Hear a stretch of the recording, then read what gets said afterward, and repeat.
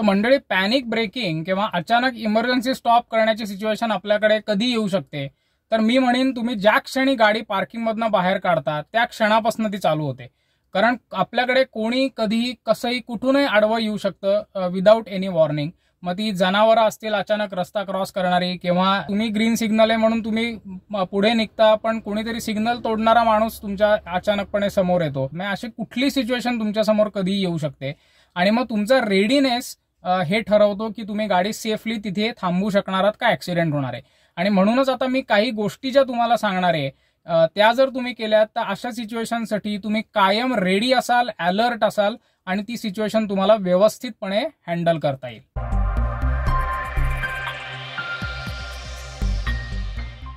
पहिली टिप म्हणजे अर्थातच आपला स्पीड कमी असणं.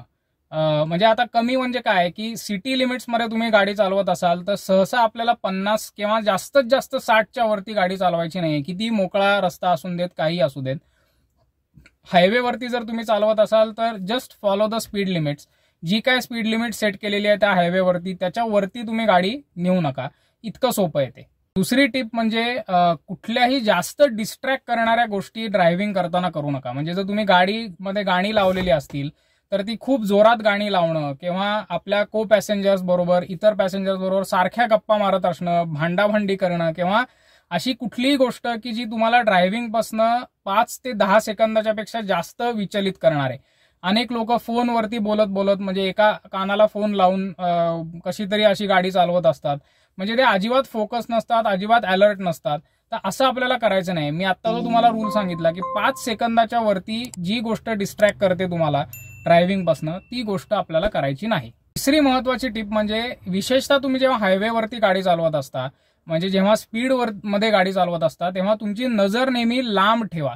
अनेक लोक काय करतात, एस्पेशली नवखे ड्रायव्हर्स, थोडासा गाडीचा अंदाज घेण्यासाठी बॉनेटवरती कुठेतरी फोकस त्यांचा असतो आणि किंवा अगदी गाडीच्या जवळचे जे पॉइंट्स असतात, खड्डे असतील, बाकी काही असतील, आता अर्थात त्याच्यावरती लक्ष ठेवावंच लागतं. पण जसा जसा स्पीड तुमचा वाढत जाईल तशी तशी तुमची नजर पुढे पुढे आपल्याला नेली पाहिजे. म्हणजे पुढे येणाऱ्या धोक्यांची पूर्वसूचना, पूर्वकल्पना आपल्याला आधी असते. आणि अचानक समोर जर काही आलं तर तुम्ही थोडासा तुम्हाला काय 1 सेकंद 2 सेकंद एक्स्ट्रा वेळ मिळतो तो ऑब्स्टॅकल जज करण्यासाठी. पण तुमची नजर हाय स्पीडला विशेषतः जर खूप जवळ असेल तर मात्र अचानक एखादा ऑब्स्टॅकल तुमच्या समोर येतं आणि तुम्हाला 1 सेकंद सुद्धा मिळत नाही काही रिॲक्ट करण्यासाठी. मित्रांनो, आता रेडीनेस आपला कसा ठेवायचा आहे अशा सिच्युएशनसाठी हे तर आपण समजून घेतलं. पण आता ऍक्च्युअल पॅनिक ब्रेकिंग जेव्हा करायचं असतं तेव्हा काय करायचं किंवा काय प्रोसिजर फॉलो करायची. तर मित्रांनो, ऑनेस्टली अशी कुठली स्टँडर्ड प्रोसिजर मला सांगणं फार अवघड आहे. कारण सिच्युएशनच्या हिशोबाने तुमचा रिस्पॉन्स हा ठरत असतो आणि प्रत्येक सिच्युएशन मला आता अँटिसिपेट करून त्याच्यासाठी एक वेगळी प्रोसिजर देणं हे शक्य नाहीये. हे मराठीमध्ये आपण ज्याला प्रसंगावधान म्हणतो किंवा वेळ मारून देणं सोप्या भाषेमध्ये, तर तसंच आपल्याला ते करावं लागतं आणि त्याच्यासाठी ह्या टिप्स तुम्हाला नक्कीच काम करतील. पण काही गोष्टी तुम्हाला पॅनिक ब्रेकिंगच्या वेळेला नक्की लक्षात ठेवायच्या त्या आपण बघू. आता जेव्हा अचानक पॅनिक ब्रेकिंग सिच्युएशन येते, म्हणजे एखादी गाडी एकदम समोर आली किंवा असं काही होतं, तेव्हा पहिली गोष्ट आपल्याला जी करायची आहे ती म्हणजे ऍक्सिलरेटरवरचा पाय काढून ब्रेकवरती घ्यायचा आहे. हे विशेषतः नवख्या ड्रायव्हरसाठी खूप जास्त महत्वाचं आहे. कारण बऱ्याचदा असं होतं की आपला पाय बाजूला काढून घेतला जातो, म्हणजे तिन्हीपासून लांब घेतला जातो आणि मग नवख्या ड्रायव्हर्सकडनं चुकून ब्रेक दाबण्याच्या ऐवजी ऍक्सिलरेटर दाबला जातो आणि मग त्या केसमध्ये तर सिच्युएशन अजूनच वर्स्ट होते आणि जितका अपघात होणार असतो त्याच्यापेक्षा अनेक पटीने जास्त मोठा अपघात मग त्या केसमध्ये होतो. मग ही चूक अवॉइड करण्यासाठी आपल्याला काय करायचं की अशी सिच्युएशन समोर आल्या पहिला पाय आपला ऍक्सिलरेटरवरनं काढायचा आणि ब्रेकवरती ठेवायचा. आता ब्रेक हार्ड ब्रेकिंग करायचं का, ताबडतोब स्लॅम करायचे का ब्रेक, तर ते सिच्युएशनवरती अवलंबून आहे, मागून येणाऱ्या ट्रॅफिकवरती अवलंबून आहे.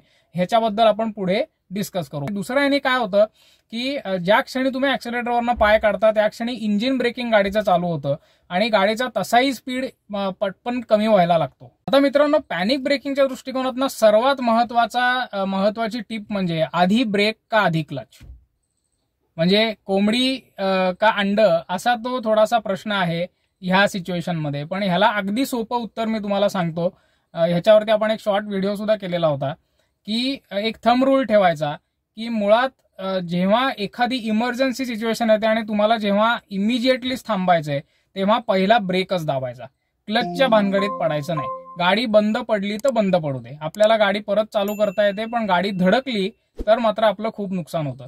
म्हणजे बेसिकली क्लच आपण का दाबतो तर ट्रॅफिकमध्ये किंवा सिटी ड्रायव्हिंगमध्ये गाडीचा स्पीड कमी असताना जर आपण पूर्ण ब्रेक दाबला तर इंजिनचा लोड म्हणजे हे कमी होतं आणि गाडी न्यूट्रलला न आल्यामुळे गाडी बंद पडते, बरोबर. पण इमर्जन्सीमध्ये ह्या सगळ्या गोष्टींना काही अर्थ नसतो. इमर्जन्सीमध्ये पहिलं थांबणं आवश्यक असतं, त्याच्यामुळे तुम्ही पहिला ब्रेकच दाबायचा.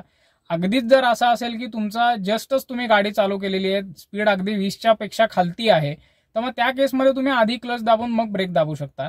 पण panic is always first brake. Clutch दाबला तर दाबला, नाही तर नाही. काही काही वेळेला असं असतं की गोष्ट फार एवढी मोठी नसते किंवा तो अडथळा बऱ्यापैकी लांब असतो, पण लोक पॅनिक झाल्यामुळे एकदम खाडकन ब्रेक मारतात आणि मग मागची ट्रॅफिक येऊन तुम्हाला धडकते. तर असंही आपल्याकडनं होऊन द्यायचं नाही. आपण आपला पाय फक्त ब्रेकवरती ठेवायचा आणि सिच्युएशन जशी इव्हॉल्व्ह होते त्याप्रमाणे आपल्याला प्रेशर अप्लाय करायचं. म्हणजे जर एकदमच शक्यच नसेल तर खाडकन ब्रेक मारा आणि जागच्या जागी गाडी उभं करण्याचा प्रयत्न करा. पण तुम्हाला जर मॅन्युअर करता येणार असेल, म्हणजे थोडासा तो अडथळ्याच्या बाजूनी जाता येणार असेल स्पीड कमी करून, तर मग एकदम तुम्ही हार्ड ब्रेकिंग केलं तर तुमची स्टिअरिंग मुवमेंट रिस्ट्रिक्ट होते. ह्याच्याबद्दल पण व्हिडिओचे मी काही बोनस टिप्स सांगितलेल्या आहेत, तेव्हा तुम्हाला मी सांगीनच शेवटी व्हिडिओच्या. पण मॅन्युअर करून तुम्हाला जाता येतं, तर अशा गोष्टी आपण करायचा प्रयत्न करायचा. आता अनेकदा मी अनुभव घेतलेला आहे की काही माणसं एकदम खड्डे चुकवण्यासाठी किंवा रमलर स्ट्रीप, स्पीड ब्रेकर्स हे चुकवण्यासाठी वगैरे गाडी अचानक मॅन्युअर करतात किंवा अचानक खूप जोरात थांबतात. तर ह्या सिच्युएशन्स माझ्या हिशोबाने मित्रांनो पॅनिक सिच्युएशन्स मध्ये मोडत नाहीत.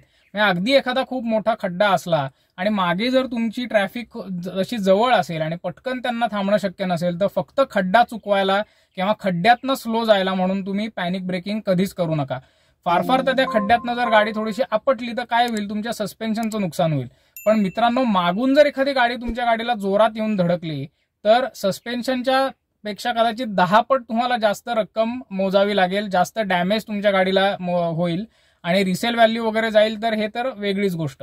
त्यामुळे अगदी अशा सिच्युएशन्समध्ये पॅनिक ब्रेकिंग शक्य असेल तर अवॉइडच करा. शक्यतो त्या ऑब्स्टॅकलपासून मॅन्युअर करण्याचा प्रयत्न करा आणि फार जर मागे ट्रॅफिक असेल तर सरळ त्याच्यावरनं गाडी घाला. मित्रांनो, मी तुम्हाला म्हणलं होतं व्हिडिओच्या शेवटी मी 2 बोनस टिप्स देणार आहे. पहिली बोनस टिप म्हणजे पॅनिक ब्रेकिंग सिच्युएशनमध्ये सर्वात एक जर फीचर गाडीचं काम करत असेल किंवा तुम्हाला उपयोग त्याचा होत असेल तर ते फीचर म्हणजे ABS किंवा अँटी लॉक ब्रेकिंग सिस्टीम. तर हे बेसिकली काय करतं की जेव्हा तुम्ही हार्ड ब्रेकिंग करता तेव्हा पुढच्या चाकांना ते लॉक होऊन देत नाही, म्हणजे जागेवरती फ्रीज होऊन देत नाही. कारण एकदा जर तुमची पुढची चाकं जर जागेवरती फ्रीज झाली, लॉक झाली, तर तुम्ही स्टिअरिंग वळवूच शकणार नाहीत. म्हणजे शक्यच होणार नाही, कुणालाच ते वळवता येत नाही. त्यामुळे गाडी मग ऑब्स्टॅकलवरनं मॅन्युअर नाही करता येत, बाजूनी नेता येत नाही, घसटत पुढे जाते. अँटीलॉक ब्रेकिंग सिस्टीममध्ये कायम स्टिअरिंग शेवटच्या क्षणापर्यंत फ्री राहतं, त्याच्यामुळे तुम्ही ऑब्स्टॅकल मॅन्युअर करू शकता. जर ट्रॅक्शन कंट्रोल सिस्टीम काही आता बऱ्याचशा अगदी 10 लाखाच्या पुढच्या सुद्धा गाड्यांमध्ये यायला लागलेली आहे. TCS म्हणतात किंवा ASR त्याला म्हणतात, अँटी स्किड रेग्युलेशन वगैरे, असे प्रत्येक कंपनीचे वेगळे हे असतात. तर तुम्हाला ट्रॅक्शन कंट्रोलवाली जर गाडी मिळाली तर अवश्य बघाच तुम्ही, पण ऍटलिस्ट गाडीमध्ये ABS तरी असलंच पाहिजे. दुसरी महत्वाची बोनस टिप म्हणजे डॅश कॅम घ्या. कारण आपल्याकडे मी सुरुवातीला म्हटल्याप्रमाणे काही सिच्युएशन्स आपल्या न चुकीमुळे सुद्धा आपल्याला पॅनिक ब्रेकिंग करावं लागतं आणि मग ते करताना काही जर प्रॉब्लेम झाला किंवा काही झालं तर ऍटलिस्ट आपली चूक नाहीये हे तरी प्रूव्ह करता येतं. डॅश कॅम या विषयावरती तर मी बऱ्याचदा सांगितलेलं आहे, अनेक व्हिडिओजमध्ये सांगितलेलं आहे, शॉर्ट्समध्ये, मोठ्या व्हिडिओमध्ये. पण तरी सुद्धा मी आजकाल बघतो की खूप कमी गाड्यांमध्ये डॅश कॅम्स असतात. तर असं करू नका मित्रांनो. डॅश कॅम हे पॅनिक ब्रेकिंगमध्ये जर तुमची चूक नसेल तर तुमचा जो इनोसन्स आहे तो साबित करण्यामध्ये खूप महत्वाचा योगदान तो देऊ शकेल. त्यामुळे ही दुसरी टिप कायम लक्षात ठेवा. हा व्हिडिओ तुम्हाला कसा वाटला हे नक्की सांगा. तुमचे ह्याबद्दलचे काही अनुभव असतील, काही शंका असतील, प्रश्न असतील तर ते कॉमेंट्समध्ये नक्की लिहा. व्हिडिओ आवडलेला असेल तर लाईक करा आणि राईट ड्राईव्ह मराठीच्या YouTube चॅनलला नक्की सबस्क्राईब करा. Kiran Abhyankar from the right drive Marathi signing off. धन्यवाद.